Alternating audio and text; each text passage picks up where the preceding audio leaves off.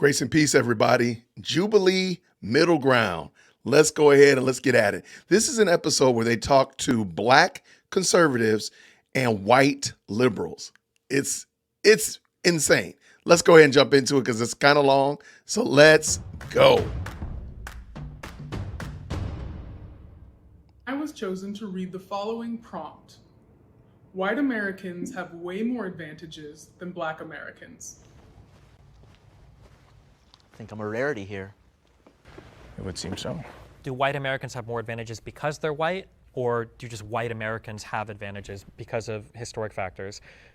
All right, white Americans have more advantages than Black Americans. Let's go. I think that people want to argue at the end of the day over whether it's because you're white or not. I think that the answer is because you're white in the past, and that's How's his name, Destiny? what kind of carries over to today. You know, even in times of the United States history where Black people tried to build wealth, you know, with the Tulsa riots and everything, yes.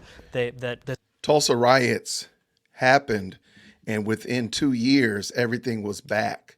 Everybody likes to point that out, but they very rarely take the time to actually do the work and find out what actually happened at the Tulsa riots or Black Wall Street riots.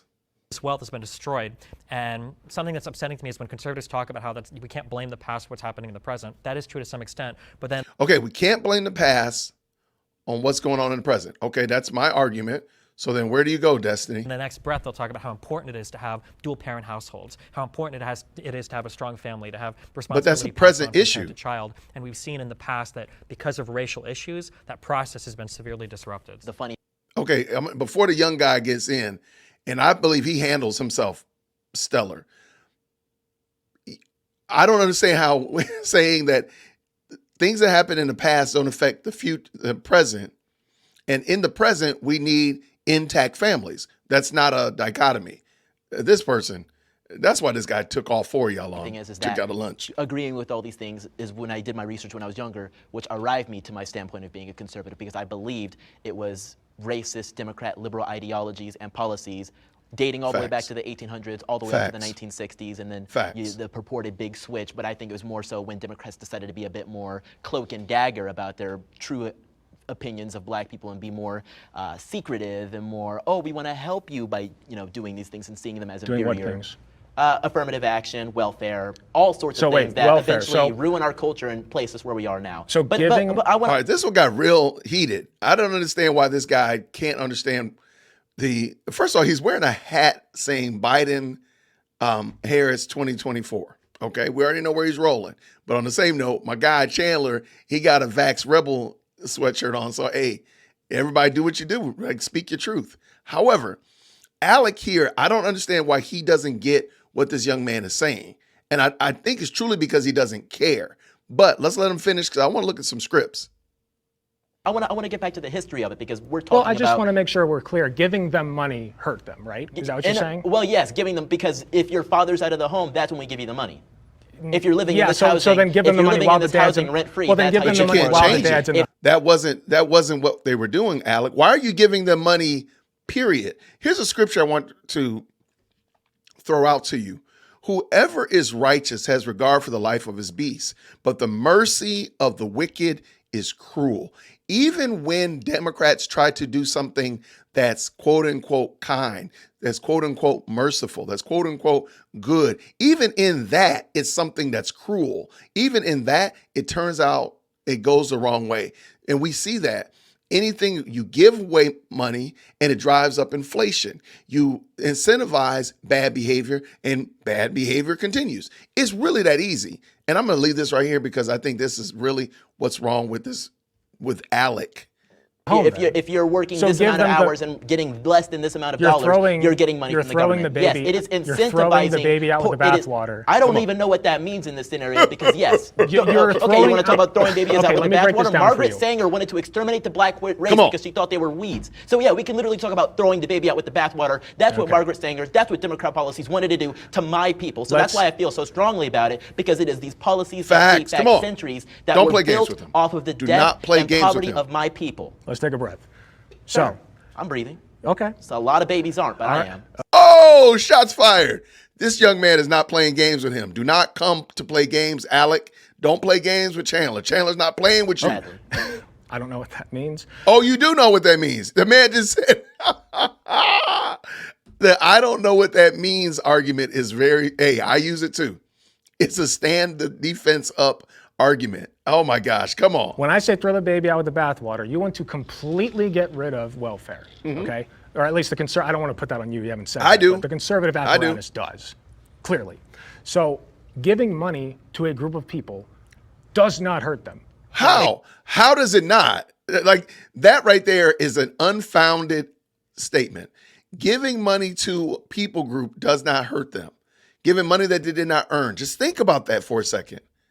Think about that. If you are a parent, you know what has happened if you did not encourage your children to do something to earn their keep. Go get a summer job, start babysitting, do something. You know what has happened. So you're saying that giving money to a large swath of people for no reason, no benefit or no requirement on them has no adverse effects. Alec, Sure, if you're talking about a lottery, just literally hey, take can't. money. But Yes. there are strings Take money. attached to that money. sorry about Strings that. attached Give to that them money. millions. Make them all millionaires. I don't care. Why? Giving money to black people does not hurt them. And that has thinking not that- happened, though. That But you've given them money. That's the other thing. And Chandler's about to, he doesn't go there far enough. But black people have lived on welfare and minority groups have been on welfare and they have not gotten better because they're still on welfare.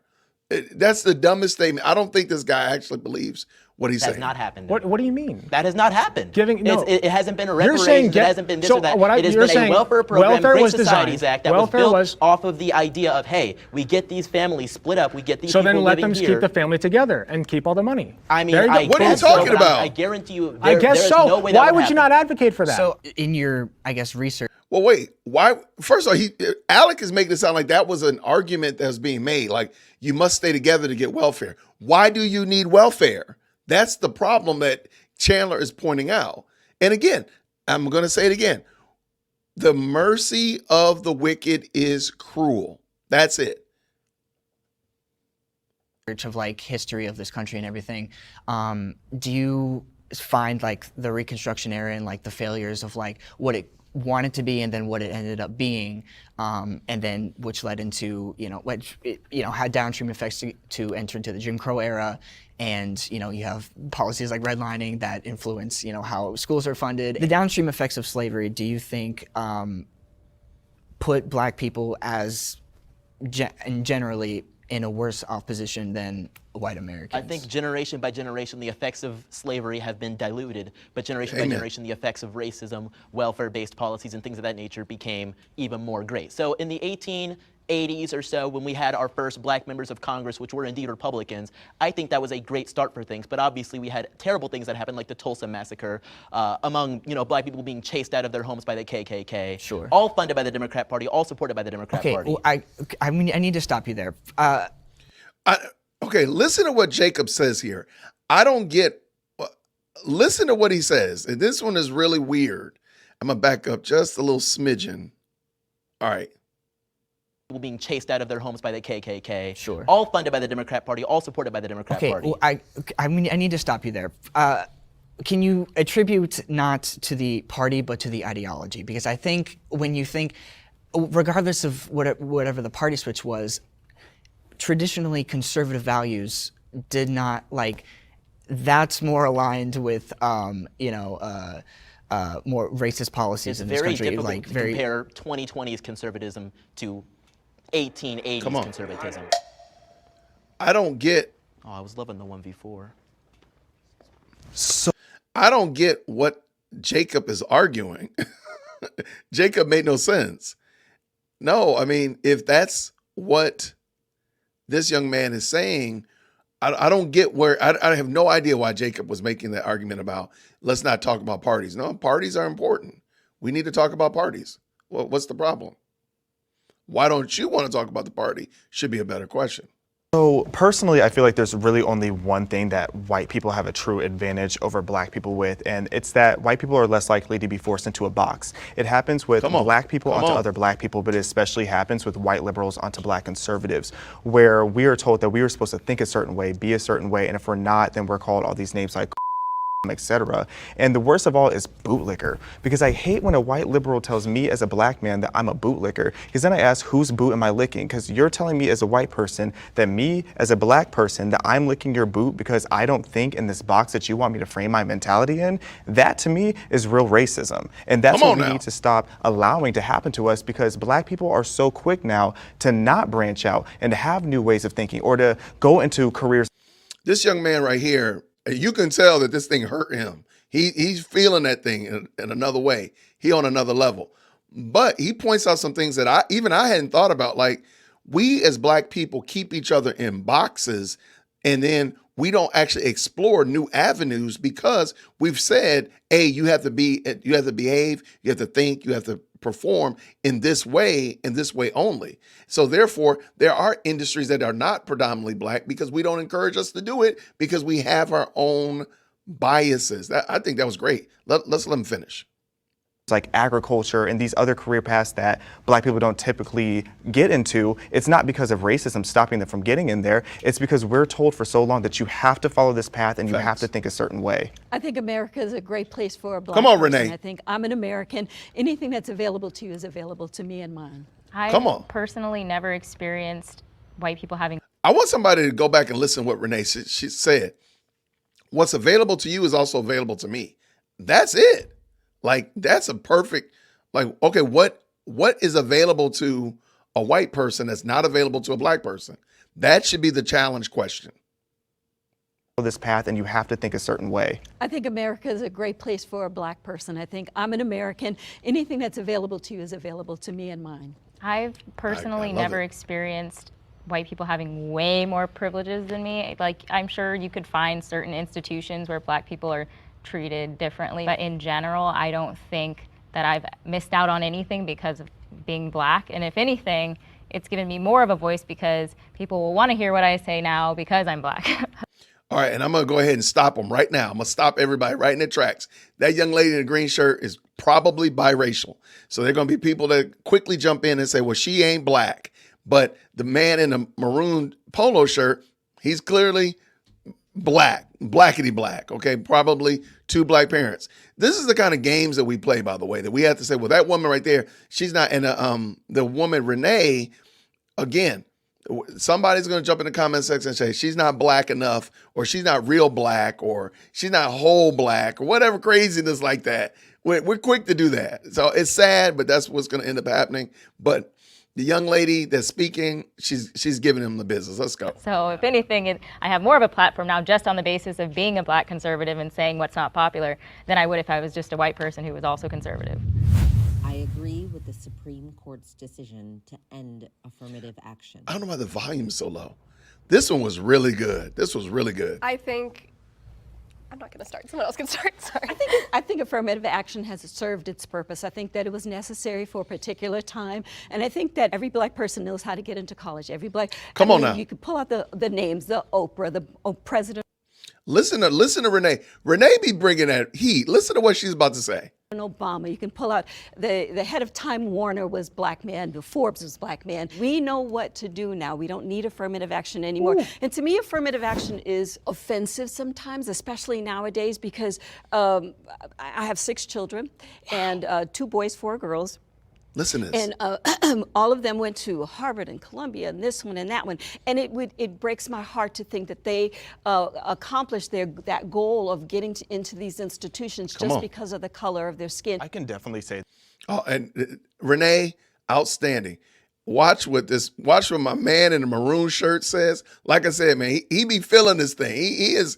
Look, he's coming from a place of experience. That it creates a lot of tension when you have affirmative action. I remember my first week at the University of Illinois, I was sitting with some classmates and a white student turned to me and jokingly like, hey, Xavier, like, did you just attach a smiley face when you applied for this college? And I started asking what he meant, and he said to me, look at Renee's face. Black, I'm assuming you had decent grades. You could have just attached a smiley face and you would have gotten into the university. So I was livid by that, and I went off. I started naming all my accomplishments, and I felt so confident only for about an hour. Because then an hour later, I started saying to myself, like, wow, like, did I actually earn my way in here? I started to have this insecurity, and I started wondering to myself, did I earn this position myself, or did my ancestors' suffering earn this for me? Come on. And two, I've seen it in the sense of like affirmative action taking away from other people who are minority. Solene, listen to what she says. I'm like, Solene, you might be on the wrong team, chica. Like I had a friend who was Asian and he in high school and he really wanted to go to MIT. That was his dream school. He interned there. He was super like prepared to go there and he didn't get in. And you can only assume that it was because of affirmative action because they have such a large Asian population that they want to admit other people. That is so funny that that's the population that sued Harvard and got this whole case for affirmative action brought to the front was Asians. I think that's so interesting. Celine, that's what we're saying. We're saying that it's racially biased, that it's being partial to certain racial groups. James 2, the sin of partiality. People. Yeah, I was going to actually argue that it's more racist nowadays because it excludes so many Asian Americans from getting into universities who do deserve a spot and they can't get in because of affirmative action, which, again, like you were saying, was necessary at the time. Yeah. But now it's like anybody, if you have the skills to do it and you're in America, you can get in. I don't think affirmative action is the worst thing, considering all the different types. Okay, I like how he starts off with the worst thing. So you're admitting that it's bad. You're already admitting that it's bad, Destiny. By the way, your name is Destiny. Or aspects of a background you might take into account when somebody's getting into college, whether they were in certain clubs, Boy Scouts, what type of classes they took, that might not be available to everybody. I don't think that factoring in the affirmative action is necessarily a bad thing, but I feel like because of everything you guys have said, the optics behind it are so horrible today that even if it is slightly beneficial in the long run for certain people, I think we can probably refocus most of that into figuring out like the class that people come from, the neighborhoods, the backgrounds or whatever, without it having to necessarily target race. The only thing that I kind of wonder now that it's gone is instead of a black person being in school thinking like, man, am I here because I'm an affirmative action pick, is it going to be a kid that is poor or a kid that's from a different zip code? I think we should do away with all of it. Just like submit an application. No. Wow. Okay. Celine, I really like her. I like her because I really think that she's a clear thinker. She clearly is saying like, wait, this is bad. Like she's literally saying what these people, the conservatives are not even saying anything. They're letting them talk themselves out of it. Now, I don't know about these other two guys back here. They're going to come and bring some heat. I don't know, but let's go. No demographics. Why do they ask your sexuality? Like, why do they ask all that stuff? So, if affirmative action accomplished its purpose, why do we still see the disparities that we do in the professional workplace? If you average white wealth and compare it to black wealth totals, white people as a whole have about 50 times greater wealth than black people as a whole. Okay. Real quick, they have a note right here at the bottom. In the United States, the average black and Hispanic or Latino household earns about half as much as the average white household and own only about 15 to 20% as much of their net wealth. Okay, there we go. So why is that an assumption? First of all, there's a lot of things that you need to conclude or you have to consider in order to make that conclusion. That's beside the point. Why are you looking at other people's pockets though? Per capita. So I just don't understand why you think affirmative action has accomplished its purpose. I don't see curious. Why do you assume that just because there is a disparity means it's because of a racial issue? What else would it be from? I mean, upbringing, economic abilities, desire to skills. go, desire to. I mean, zip code does play a lot. If you grow up in a neighborhood that experiences a lot of trauma, you're not as likely to do as well in school, which means you're. Why did they grow up in a neighborhood that experiences a lot of trauma? He has a. I like Alec. Alec is fun because Alec is a pure, unadulterated cue card reader. He is not thinking about what he's saying. He's just saying the things that he's saying. He's not thinking about that. I mean, lots of people do. Yes, but why specifically do more black people? Okay, the fact that he's telling a black woman this is very problematic, but I digress. Assistance programs. Government assistance programs, like what? Try redlining. How about You can go try into that welfare? too, but let's take a look at the Great Societies Act, which was created to kick black fathers out of the home and get black mothers on welfare assistance. These things aren't beneficial for economics. These things aren't beneficial for actually paving a way for success for black children and black families. On now. I mean, reducing a two-family household to a one-family household isn't going to make them the richest man in the world. It isn't even going to get them out of high school. Nonetheless, the ability to even get to college. You mean Yeah, two-parent? the child, yes, but a two-parent household Yeah. in comparison to a one-parent household, that child is not going to be nearly as successful. That child is more disposed to being sent into prison by doing crimes or not doing very well in school. So how are they even supposed to get that, that wealth disparity shrunk if they aren't even able to get out of the community that is causing these problems? I truly believe that this type of dialogue is beneficial. You'll hear me say it. I say it a whole lot. I believe in the free market of ideas and being able to share even problematic ideas in the public square. These liberals right here, I don't believe, first of all, I don't believe that they really believe what they're saying. I really believe they're cue card readers. I really believe that they were told to say something. They were asked to stand on a principle and just not budge. I don't believe that they really believe that. I do believe that these black conservatives actually believe this. And you'll see in a moment why I don't believe that the white liberals actually believe what they're saying. For them. Something I think that this conversation illustrates is that affirmative action is literally the very end of the line of a lot of different parts of a person's life. And by that point, trying to rectify all of the inequities that have existed, to try to remedy any of that at the very end with affirmative action, it might just be too broad a brush. And maybe we'd be better served focusing on the earlier issues than trying to throw a kid who maybe can barely read at a 6th grade level into a college to hope that that's the thing that fixes the problem at the end of the line. I think affirmative action wasn't really supposed to send kids to Harvard that weren't prepared to go to Harvard. I think that's quite a myth, in fact. I think those that have the qualities to get to Harvard were, before affirmative action, could just completely overlooked. That's fine. Clarence. The history of affirmative action, yes, we all know. And Renee said it really in the beginning, it's no longer needed. It's not that it wasn't necessary at a time in history, but rather it's no longer needed today. That's what the point is. Thomas is the perfect example, regardless of what you think about him. He was able to get to Harvard because of affirmative action, because, it focused on finding people that were, just overlooked for those. But things ended Give up it to changing. Renee. It morphed into something else. So Come what on, Renee. started out as a good program of giving all black people or people with a lesser chance or lesser opportunity, it started out as that, and then it morphed and I'm not sure who morphed it, but it morphed into, okay, so now we have to have one black, one Hispanic, one this, one that. That's not how that works.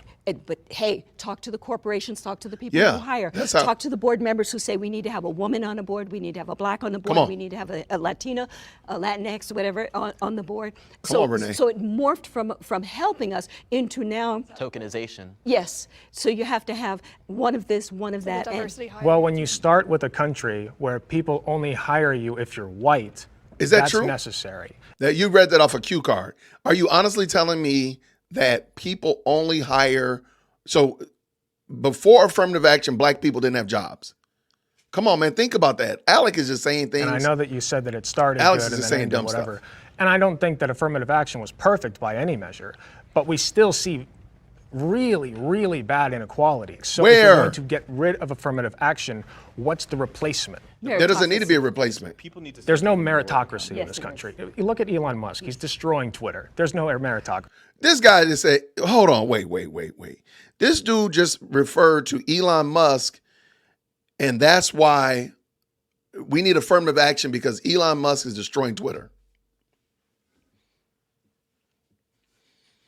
The app formerly known as That's Twitter. ridiculous. Well, first thing I You're want to bounce back ridiculous. to is it's not a myth that there are minorities that are being put into colleges that they're not ready for. If you look at a lot of these top universities, including Harvard, Yale, et cetera, you're going to Facts. see a lot of minorities on academic probation Come on. because they are being placed in universities that they are not ready for. They are not cut out for that just yet. And it even just makes sense if you look at how much they have to achieve in order to get there. Asian students on average have to score 450 points higher than a black student in order to get in the same university. So if you think of the universities that have Come on. courses, et cetera, that grade on a curve, you can only have so many people with an A, so many people with a B, et cetera. So that means that the bottom percentile is going to fail. Who is most likely, just based on logic, going to be the ones failing? It's going to be the people who didn't have the credentials to get there in the first place. Man. And then I have to bounce back to. I want to get you on that point, because I would posit that the people who are least likely to have good outcomes in an academic setting are those who have to work 2 jobs, are those who have to drive there from home because they can't afford a dorm,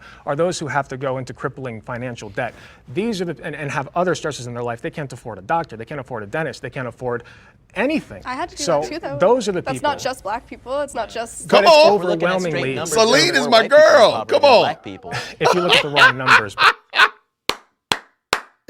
White liberals are the real racists. Come on. White liberals are the real racists. Let your name be shown. Come on now. Good gravy. If you I don't know, actually what are the understand what wrong you're talking numbers? about. No The number issue is is poverty wrong. in general, though. I don't think it's like who's in poverty. It's like poverty sucks. It Maybe we shouldn't should make matter college who's in it. free, and maybe we want to have If you have a affirmative Why? action wouldn't be. Why would you make college free? Why make college free? That's somebody who has not worked a real job. Why do you want to make college free? What's the purpose of it? What? And this is from somebody who has 2 college degrees. So I'm not saying that college is without any purpose, any merit, any value. But what is the purpose of making college free, Jacob? Really, come on. Not necessary. It'll get even more ghetto. If you have a program that says if you are under a certain income level, this is how we'll help you, that will overwhelmingly help black people at a far greater percentage than it will help white people. Trump supports Black lives. All of them. I bet you all of them. Come on now.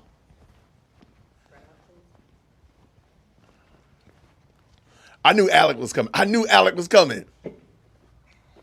I think that President Trump supports all lives. I think that he looks at all American citizens as equal. I don't see him doing anything that would make you feel like he does not support Black lives. That's, of course, going to lead into the conversation of Black Lives Matter, which was a movement and an organization with so much corruption. Donald Trump not supporting that organization doesn't mean that he doesn't support Black lives. It just means that he doesn't support the fraudulent organization that's stealing so much money from so many Xavier, people. come on Absolutely now. nothing with it. Nor does he support a destructive movement that is destroying cities, communities, lives, etc. So I don't see why someone would think that President Trump doesn't support Black lives.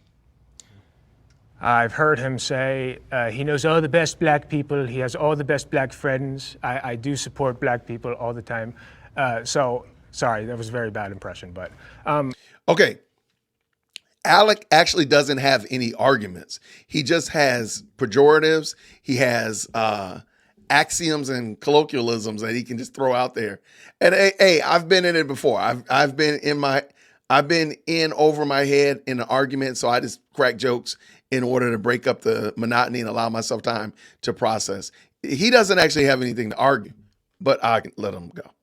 I don't think Donald Trump wants bad things to happen to black people. So then why are you there? Why are you sitting there? The question was, Donald Trump supports Black lives. So in that respect, I think he does support. So why Black are you lives, there but then, sir? The other side of that is he's not really doing anything. He didn't do anything as president, certainly. What did to affect Biden black do? people. The economy affects Black people. Yeah. Come on, man. Again, I'm sorry. I really think that I really believe that they needed somebody. They picked this guy off the street.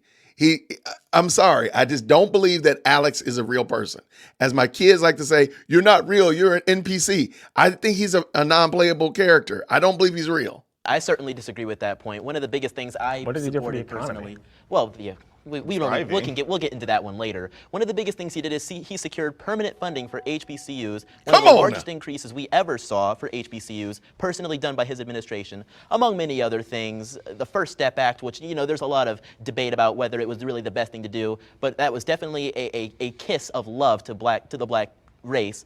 Freeing Alice Johnson for menial drug crimes she committed in the past that had her locked up. She did not get to see her family for years. Yeah, but that's not like, okay, I did say I agree, but I agree in the sense that Donald Trump doesn't literally want bad things to happen to black people, like I think a lot of conservatives do. So I think that he just says the most, yeah, I do think that. I think he says the things that will get him elected. So I don't think that he has any personal grudges against. But he hasn't shared any of these facts. Give us a factoid that will make you believe what you're saying. Because I don't believe he believes this. Most people, he just says the most popular thing. So I think like Ron DeSantis would be somebody that I think actually wants black people to be hurt. So by that standard, yeah, Donald Trump supports Black lives by leaps and bounds. You think Donald Trump says the most popular thing? Yeah. Like what? Yes. Then why do so many people hate him? He got elected as president. Yes, he did. But why do so many people hate him? Win the popular vote. Right. Both of them, like again, Alec is just saying things. He literally is just saying things. That's a That's liberal what your talking side point. likes to say. That's a liberal talking I'm point. helping you here. I'm trying to see the logic in this. Obviously, he says things to be elected as a politician very similarly to how Joe Biden did, except Joe Biden actually has a history of racism. If he said things that people didn't like, he wouldn't have been our president. So Joe Biden did. Donald Trump says you think everything he says is popular. I love a lot of the things he says. I think he's hilarious. When he said big water, that was one of my favorite quotes. Big water. Water, big water, ocean water. He has the funniest one-liners, so I love a lot of things. Okay, he says. fine. As far as policy, he sucks, but. I'm just shocked you're wearing a Hunter Biden hat. He likes a different kind of one line. Oh, he's. Oh I my know, conservatives gosh. love talking about his. Shots fired. Oh, I did not catch that. That says Hunter Biden. I thought that said Harris Biden. Oh my gosh. It's different. Coke, not. Oh my gosh. Trump is less of the issue and more so the people that support him, like Die Hard. They facilitate that kind of like hate, I think, for a lot of people, not just Oh, black Celine, people, I thought. I mean, this man took out like a full page in a newspaper calling for the public execution of 5 black kids. His hotels, all of his businesses have rampant history of denying black people apartments or whatever. So I forgot about that. I should not have stepped forward. Look, I mean, Donald Trump cares about Donald Trump, so I don't think he really cares about anyone, I guess, unless you're like super rich or whatever. When you look at his history on racial issues, Let whether them it's talk. the shithole countries comment, the plethora of comments he made about Mexican people, just the comments he's made about Muslims, the idea that Trump cares at all about some particular racial minority, I think is a little bit silly. I think Trump will say whatever he needs to say to rile up his base and to get elected. I don't necessarily think those statements come from a place of hatred. I don't think he was ever saying specifically, oh, if you pray 5 times a day towards the east or towards Mega based on wherever you are, you're a bad person. I think he was saying if you like to fly planes into towers or behead people or throw people off of buildings, maybe you're not the most virtuous person out there. I supported Trump because he made the economy good, and so the economy then impacted black people, white people, Latino Come on people. now. It impacted everybody. But Come Trump, on now.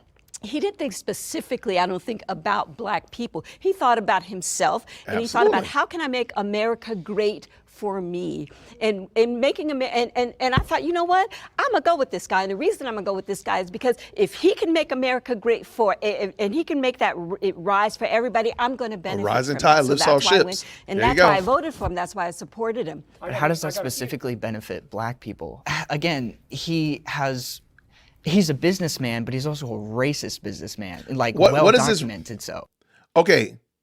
Why does he have to do things specifically for black people? By the way, the young man already started out by saying he funded HBCUs at a higher rate than anybody before. So why is that not enough? Why does he have to do everything? Because keep in mind, the first thing Biden did was not support black people, not support marriage, not support. I mean, again, so what is this argument? so like And Biden's not. Come on now. Biden's not. Yes, he is. He created the crime bill. So that's regardless of the Well, point. address the Central Wait, Park 5. That's what you brought up, right? How do you feel about that? Well, he took that full actually, page out after okay, they were so exonerated. I haven't. He wanted them dealt- to be killed. Well, What's your executed. point? Just So, because they were. So, okay, fine. Trump said that about the Central Park 5. Okay, fine. Biden has done far worse. And again, if you believe that, then that's what he believed. What does that got to do with me, though? Black. That story. And he bars people from attending his businesses or like renting apartments from all his like stupid Trump towers. I think Trump at that point was, like many people in this room, particularly liberals, a victim of the media. I think he was scared. I think he was ashamed of the things that he heard in the news and wanted to take action himself as a businessman, not as a racist. Why are you infantilizing him? I don't like also real quick because people keep bringing up this comparison to the '93 crime bill from Biden. That crime bill, this was at the height of like violent crime and the crack epidemic in the United States. The Congressional Black Caucus supported that crime bill. Everybody in the United States supported that crime bill. The idea that crime bill was like some racist piece of legislation that Biden was just wheeling out because he hates black people, and that's somehow comparable to the Donald Trump's treatment of the Central Park 5 that were already exonerated. That wasn't a victim of the media. The media said they were done. They were exonerated in court. They weren't there. As I understand it, the prosecutor of the 5, he was a black guy, and so in being a black guy, he went and he looked at all the evidence and said. Oh, I'm sorry. These guys are guilty. Black people can also be racist against other black people. Or just make mistakes. Oh, well, thank you. So if anybody does anything you disagree with in regards to the Central Park Five, even if they themselves are a black person, they're just a self-loathing black person, they're just a racist black person. If they disagree that with me, they're prosecutor was racist. doing his job. That's my policy. If they disagree with me, they're racist. I like that. I think policy. Trump, I like think that's a Trump hilarious has policy. shown a history of ignorant at best and racist at worst behavior. I didn't vote for him or Hillary because I just don't see him as a conservative hero. I don't even think he's a conservative. Fake personally. conservative. I voted Trump in 2016, just so you all know. So I'm I just don't saying. think you did. So I need to expound. I need you to elaborate on if people disagree with you, they're racist, just in general. I was just kidding. He's just, yeah. you never know. Just like One the of those hat. kind of It's- moments. sorry if I triggered you. I'm sorry. You made No, a I'm not point. sure. I just You made need a to know. point Okay. a couple minutes back where you said he just kind of says these things to rile up his base.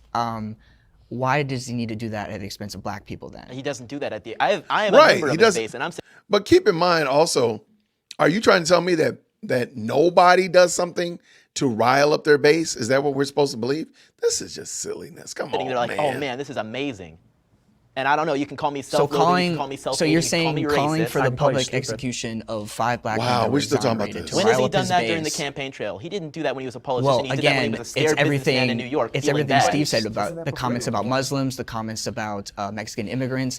Why does he Never need- about Mexican immigrants, never about Muslims, about terrorists and about criminals and rapists. These are very Right. important delineations Those are very to make. good And if you sp- believe I that think when you you fed the media understand, about, or oh, it's all I think Mexican it's- immigrants, I think it's more of you being, oh man, oh, these poor Mexicans, they need to be supported. It's more of that savior complex. Wow, What we're was the back rationale again. behind axing or trying to axe DACA?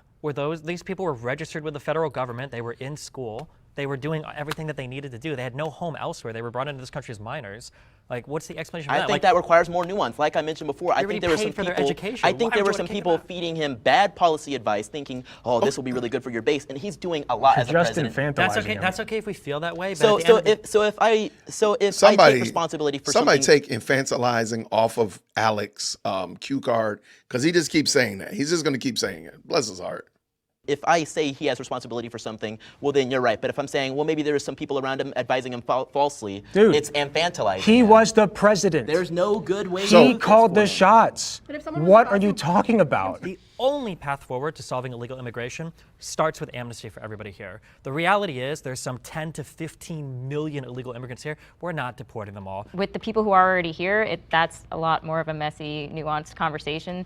But as far as people coming in, I do think we need stronger borders and Yeah, come actual on. like vetting happening. And I just want to say, in Ronald Reagan's day, he was given the promise. He said, look, if you go ahead and you pass this particular bill, we'll give these people amnesty and we're done. And it didn't happen. We didn't. Illegal immigration continued even after Reagan already said we will give these people amnesty. So that's why we get a burr up our butt, because he had already done Renee, it. I love you. Hopefully the devil's giving him amnesty. True. That's terrible. No, that's base. Thank you. Tasteless. Wow. Ninth circle, baby. My political beliefs have changed from the past. I never thought this was a good question. All right. I grew up in a conservative household, actually, in Ohio. And my parents were always pretty political, so I always stayed political. I was very religious as a teenager. Sometime during college and then afterwards, especially during COVID, my sister actually indoctrinated me into a more leftist position. And I overcorrected a little bit. I started becoming pretty cringy as far as sit down and let the minorities all talk, right? Don't say anything, don't speak over them, etc. I think that's so interesting. So he's been a liberal for 3 years, give or take. He said during COVID, his sister converted him. So, yeah, that tells me a lot about why he behaves like he is. It was like the whole "you can't speak over Candace Owens, even if she's literally a Nazi" kind of thing. So I stand by that. So yeah, I kind of Again, hear me. I am the king of debate and talking when I might be in over my head. Alec doesn't have anything to add to this conversation. So he literally is using comedy to make himself useful in the conversation. So he can say bombastic things like Candace Owens is a Nazi, or if you disagree with me, you're racist. He just says those things because he doesn't actually have anything to contribute to the conversation, because he's in over his head. I don't think he really believes a lot of the stuff he's saying. He just doesn't have people who are conservative who can sit there and who are willing to walk alongside him, to talk with him, and help him see the errors in what he's been taught. His sister indoctrinating him. So I really think he's uncomfortable, and he's just saying things because he's trying to remain on the panel. I do believe that Jacob and I do believe Destiny really do believe this foolishness. Solene, I don't think she believes it either. I think she's just, she might hold to some things. Maybe she had a strong view about Trump or anti-Trump, and they said, hey, you want to sit on this panel? Let's go do it. But Alec, I don't think Alec even understands a lot of what he's saying. He's just saying things because he wants to remain on the panel. Okay. Leveled out, thankfully, and I'm less cringe now. Did you?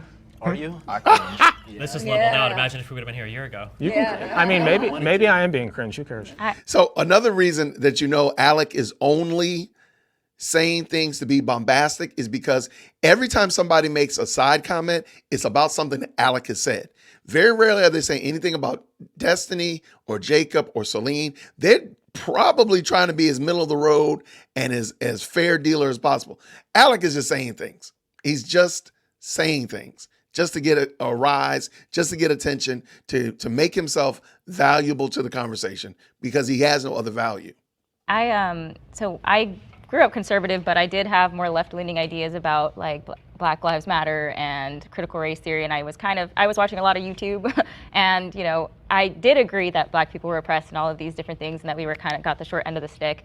And during 2020, when there was everything crazy was happening, and I started organizing rallies against the mandates because I thought that they were just totally unconstitutional and un-American.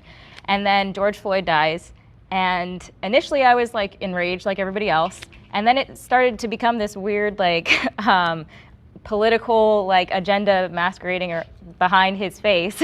Like the face of what was actually happening started to peel off. And I was like, oh, I mean, I would counter protest BLM activists at my town square when I lived in Texas. And they were some of the most just bitter, vile, horrible people you could ever meet. Meanwhile, like the Confederate group that would protest there against them also, they were like the nicest people ever to me, ironically.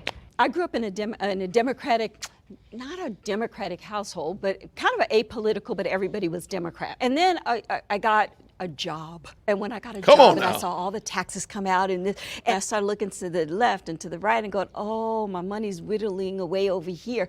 And I said, you know what? After Reagan, I'm just going to go ahead and declare myself a Republican. And I've been a Republican ever since. My mom is pretty liberal. She married my stepdad when I was like 15, 16 in high school, and he's super conservative, like loved Trump, diehard Trump fan. And they had a lot of like back and forth, hearing the two sides, like people who are on such polar opposites just like argue all the time about stuff.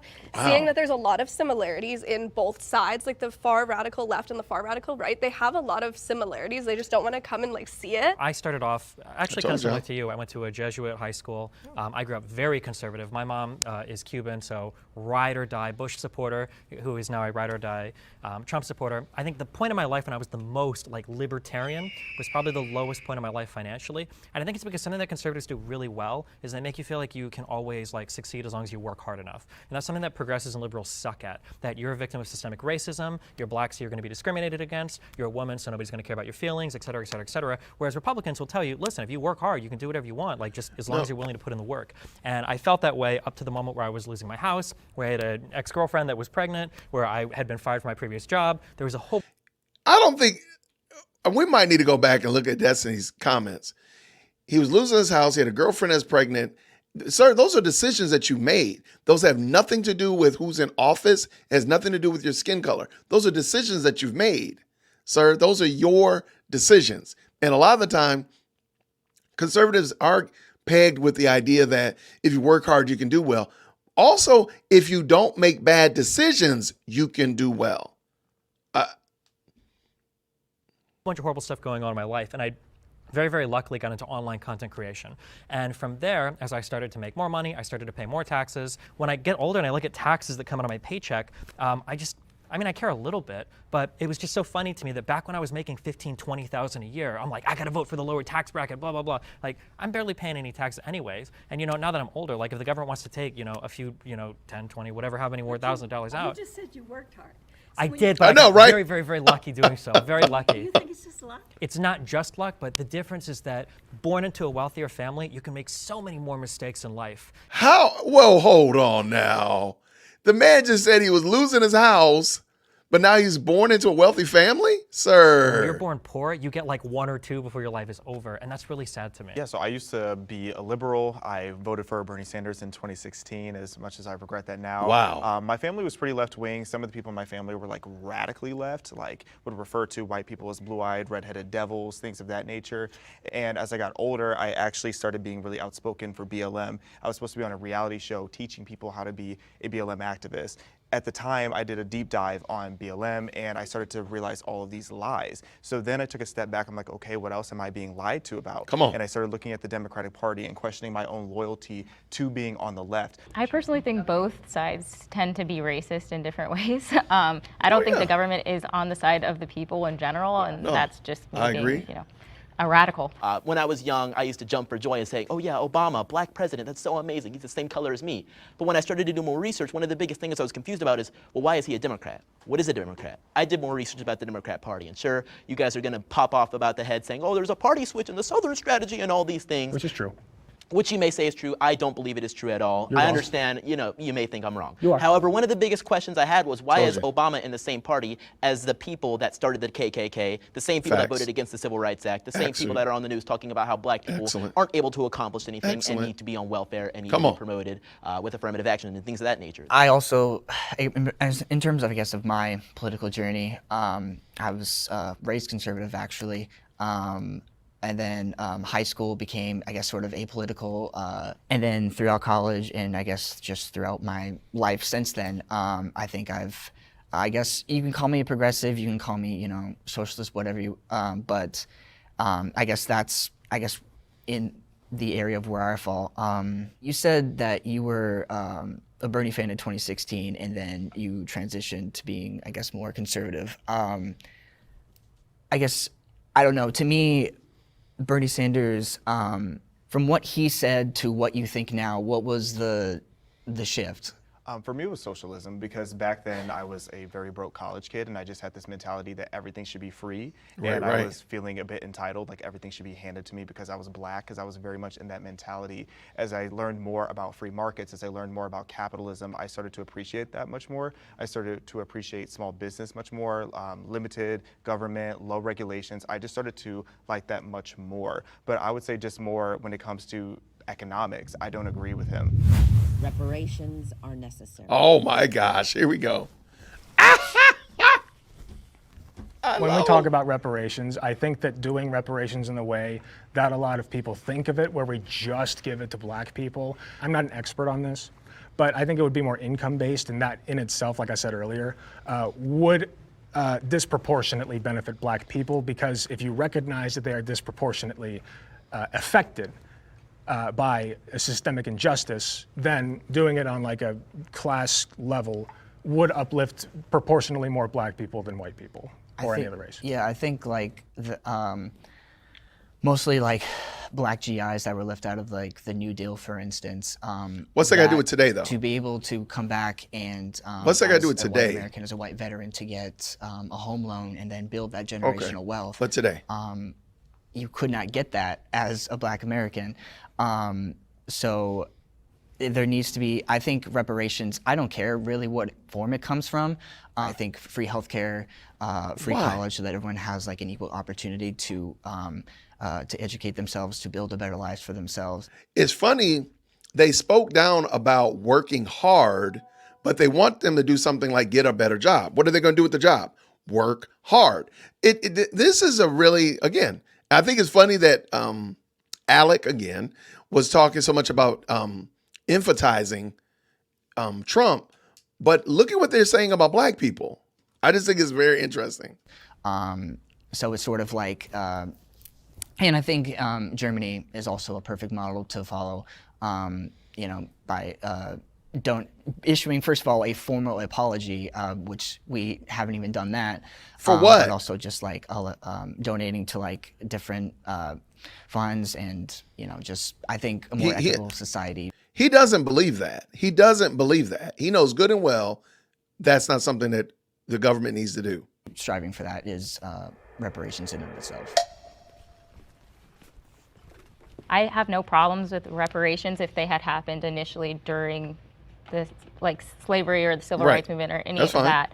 But to try and do that now logistically just doesn't really make any sense. And where would this money come from? We're in so much debt as a nation. Would I get this money? I'm biracial or triracial. Do mixed people get it? And do Irish people get reparations when they were indentured servants? Come on. For reparations, if you can find specific instances of somebody being actually deprived of something, whether specific instances of the 40 acres and a meal promise, or whether you can find specific cases of Chinese people building railroads or Irish people or whatever, people being deprived of things, that's okay. But otherwise, yeah, it's a logistical nightmare. There's no possible way that we'd be able to do it well.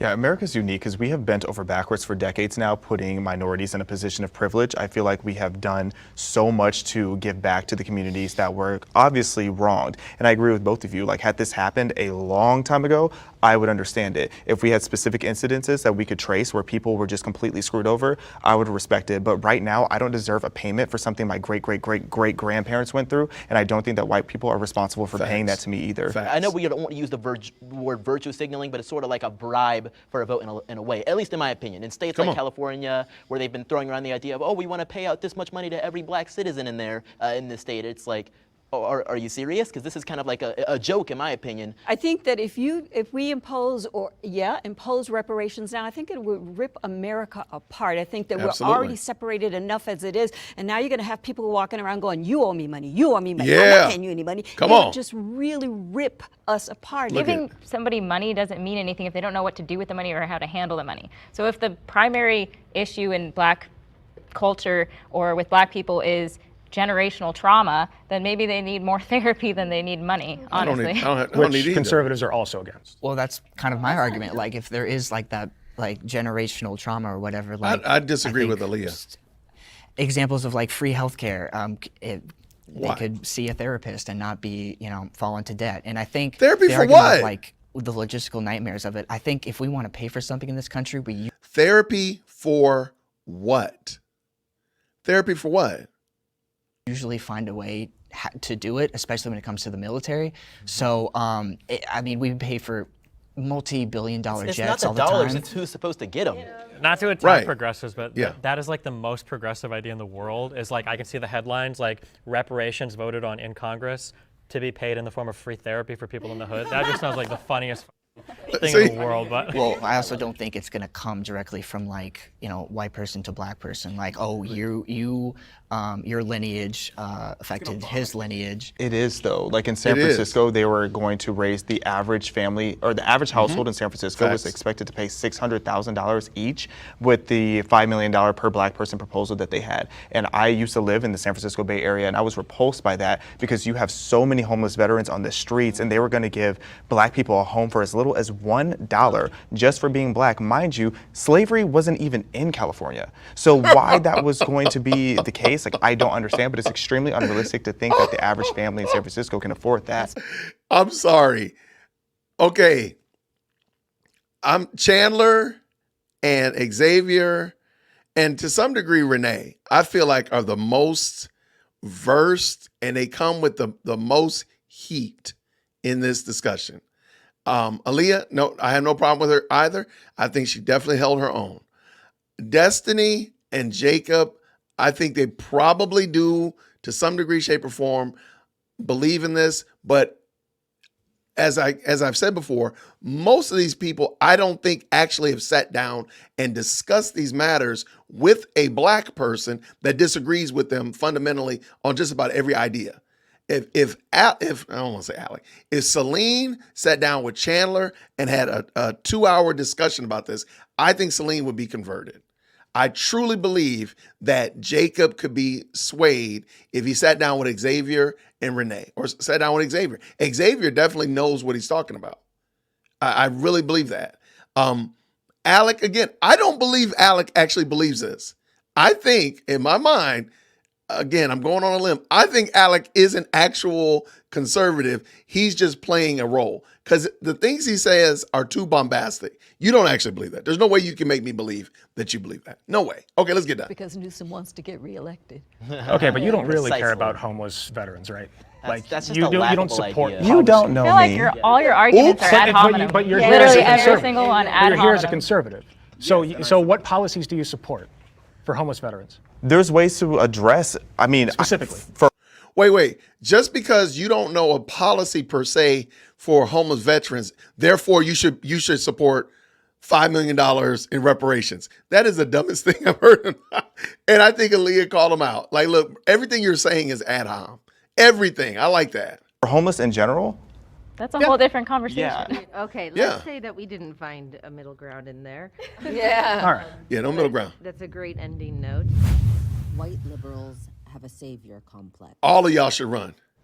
I would run and dive. I'm about to say, I'm all there for that. Well, I gotta say, this is a shock. I never expected all four of you to just come forward and admit it, but you know what? I'm happy with these results. I just think it's I like him. I like Chandler so a lot of much. people, I guess people, of the left, whatever, can kind of fall into that trap of thinking that black people as a monolith need to be saved as a whole. I have no shame about it. I have a savior complex as an older brother, and I will save you whether you like it or not. So that's just See? me. Well, it's definitely See? not, because a lot of us are really just exhausted of. See, again, like, what did Alec add? What did his statement actually add to the dialogue in the Discord? Absolutely nothing. Nobody cares that you're an older brother. I can be an older brother that does not justify bad behavior. Of being viewed as our skin color, because when you have this mindset that you need to save black people and we're just sitting here minding our own business and living our lives the way we Facts. want to, I don't know why it is that people feel this immense pressure to be so apologetic and just always trying to cater and coddle to black people when we just want to be treated like everybody else. We're equal Very for a good. reason. I think especially recently with a lot of riot stuff that's Come on, gone on come on. or protest stuff that's gone on, people on the left tend to infantilize a lot of different types of protesters, and especially even talking to some of the other black content creators I do content with, when you hear a lot of progressives come out and say, well, they don't have a choice but to riot or break into this store, or, well, they're stealing, these electronics or shoes for good reasons, you just don't realize it. I think a lot of people kind of look both ways, and it's a little bit weird that there's such a complex on the left to excuse every single possible negative behavior from somebody, Come as on. long as they're a skin color that you're kind of in charge of protecting. I find that love it. very offensive. Yeah. I find It's it really extremely, insane. it upsets me to hear that, because we're just like you. We just have a different skin color. And to hear that you have to help me is offensive Come to on. me. I can Yes, do come I on. can do it on my own. Well, we have to break down sometimes why these riots happen. MLK once said that riots are the voice of the unheard. So if you are to address the problem and stop the riots, you have to address the underlying inequality that has historically been pervasive. Even if you as individual people are doing fine and you don't want anybody else to get in the way of that, that's cool, and I'm not going to be the one to get in the way.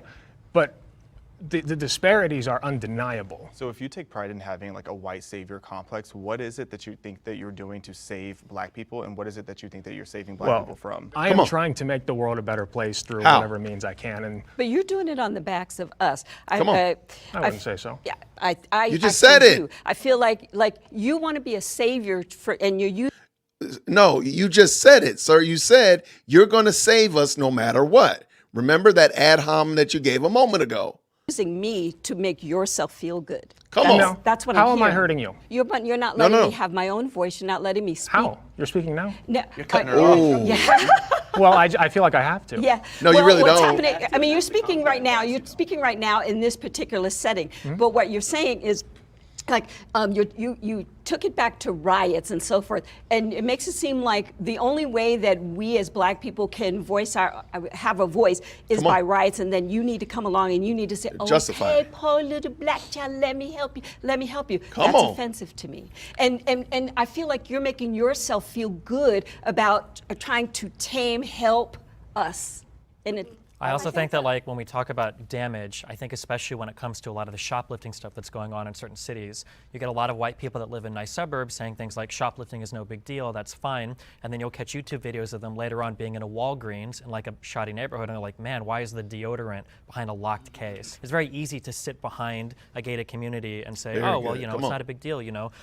They steal because they have to. Riots are the language of the unheard. I think people haven't read the full context of that quote. When MLK was saying riots were the language of the unheard, and you need to address the underlying condition, he wasn't condoning the rioting, he was just understanding it. Obviously there are a bunch of white people that feel they need to be a savior, but I think there's a difference between helping and saving. Like, I don't think I need to save black people, but I would tremendously love to help and help with make sure what though? has, like, help equal with outcome. What? Not equal outcome, but at least equal opportunity. Help with what though? Remember, you got to be very clear, and this gentleman's not being very clear. Like I said, I don't really believe Jacob. He's one of those ones. He might be more dyed in the wool than Alec, because Alec, I think, is just an NPC. But yeah, let him finish, Jason. Which, in my opinion, I feel we do not have in this country. This is awkward. Hi, guys. So I didn't step forward just because I don't want to broad brush all white liberals as having a white savior complex. I have experienced white liberals who do have that, and they're very unpleasant people. But I don't think every single white person who's a liberal or who is an activist for BLM or any of those things necessarily has a white savior complex. I think that there's a lot of white people who genuinely think that black people are oppressed and they want to help, and that's what they're told. What it seems like to me, when most people have savior complex, regardless of whom they're trying to save, it's like they're taking real pain and real trauma and using that as a way to push this political agenda, but also to alleviate themselves of whatever guilt that they feel unnecessarily. Like, I don't know why a white person today would feel guilty for things that happened decades ago, let alone something that happened centuries ago. I've never seen a white person say, I personally feel guilty for slavery. Maybe they're out there, but I've never heard that. Yeah, in second grade, when they taught us about slavery, almost every kid in my classroom would spend their entire time looking at black kids in that classroom. How was I supposed to not think, wow, these people are feeling guilty for something that they have no involvement in and I have no involvement in? Every kid in my classroom understood the context. People hate feeling uncomfortable, and obviously you don't want to feel like the bad guy, and so I feel like it comes from a place of like, oh, well, like, let me make sure that I'm different and like I'm showing you that I want to like help you, but it comes across like I think it can land very poorly. I'll tell you what, stop it. Come on, mama. Because what happens is when you put yourself as the white savior, what you do is you elevate yourself above the black person. Amen. Come because on. you feel then like you have to save us. So just stop it. Just treat everybody regular and normal. Just like I would treat you regular and normal, you treat us regular and normal rather than trying to save us. I just got one thing I wanted to bring up earlier about taxes, because you were saying that you don't. You had your job and you were talking about how like you get the tax every time and you're like seeing your tax go up. I worked in nursing homes in 2020 COVID. The last thing that was on my mind when I watched 60 and 70-year-olds on their deathbeds suffocating to death was taxes. I was worried about health care. I didn't give a shit about taxes in that time. So when I go to work every day, that's what I see. That's what I want to fix. I see you once again elevating yourself above the rest of us, and particularly at me, a white man elevating himself above a black person. He called me a bootlicker. He called me a bootlicker. Oh no, I triggered them all. I'm sorry. I'm sorry. I'm chilling, buddy. So what I hope comes out of this conversation is that we're all Americans, and because we're all Americans, we know that America has a bunch of problems, and I think every person here wants to solve the problems, and I think everybody's bringing what they have to the table with their ideas on how to get us to unify. This kind of stuff, right? But you got something in there. Hopefully, I mean, I'm going to give you the benefit of the doubt. Something in there that's redeeming about you that would bring all of Americans together. So I hope that we end on the note of American. I love it. I would like to say we're all made in the image of God, and so we're all have our inherent worth just because we're made in His image, and we should treat each other as fellow image bearers, not just by the color of our skin. I mean, as Martin Luther King said. He also did not like capitalism. Yeah, he was a Marxist. Something that's really challenging. I've definitely been guilty in the past of throwing around the Uncle Tom word. I used to be hardcore progressive. I'm still relatively progressive. But something that I've learned as time has gone on is being a white person isolates you from a lot of the different types of racial struggles that people go through, and those struggles can take a lot of different forms. Not just, was my ancestor a slave, and not just is my culture bad, but sometimes in the way that, people grow and develop, right? Like, am I actually choosing these political beliefs because they mean something to me, or is it because I'm black or my parents are black? If I speak a certain way, am I betraying my race? If I am a political orientation, am I a bootlicker? And I think that it's important when you're coming from a progressive point of view to understand that even though there are conservatives that are black people, you have to treat them as individuals and not just come at it with this, like, you're black, you're a conservative, therefore here's like 6 or 7 different slurs that I can use against you, but they're approved because I happen to be on the progressive side. All right. Woo! All right, that was it. That was interesting. That was really interesting. As I said before, I think these kind of conversations are fun. I think they're useful because they do help and allow us and allow the audience to hear the voices of different people that may or may not agree. I think, again, I don't think Alex believes all this stuff that he was saying, but it is what it is. This is a one and done, so I'm just going to take this video. I'm uploading it. No edits or anything like that. I thank y'all so much for watching. Please make sure that you like, share, and subscribe. Follow me on Buy Me a Coffee. I'll be doing some great things over there. Looking forward to checking you out on dearwokechristian.com. And until next time, everybody, grace and peace. We're out.